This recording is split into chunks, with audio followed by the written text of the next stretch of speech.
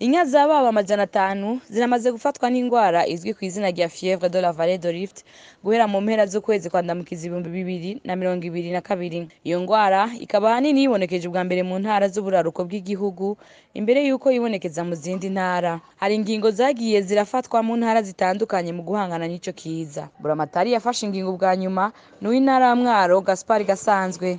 Iyo ngingo ikaba yashizwe ahabona kuwa 27 Rusama 2022. Itegeka iyugarwa ry'amasoko y'ibitungwa, inka, impene n'intama kugira birinde ko ibitungwa vyo muri iyo ntara navyo ntivyandukirwe. Baburamatari bandi bari bamaze gufata bene izo ngingo zikanashikaho zibuza kudandaza inyama no gutegeka ko igikoko cishwe n'iyo ngwara gihambwa. Amashirahamwe amwe akaba amaze gusaba nyabuna ko hoba itegeko rimwe rikurikizwa mu gihugu cose, iryo naryo rigashingwa n'ubushikiranganji bw'uburimyi n'ubworozi. Gushika ubu iyo ngwara yamaze gufata intara za Kayanza, Kirundo na Ngozi mu buraruko, intara ya Gitega na Karuzi mu ntara zo hagati no mu ntara ya Cibitoki no mu gisagara ca Bujumbura mu bumanuko bw'igihugu. Kubw'ubushikiranganji bw'uburimyi n'ubworozi, n'imiburiburi inka 100 nizo zimaze guhitanwa n'ico kiza nk'uko vyatangajwe mw'itangazo ryashizwe ahabona n'ubwo bushikiranganji mu ndwi iheze. Ingaruka zikaba zimaze kwibonekeza inyuma y'iyugarwa ry'amacuniro amwe mu ntara zimaze kwibonekezamwo iyo ngwara, amasoko y'ibitungwa akugarwa.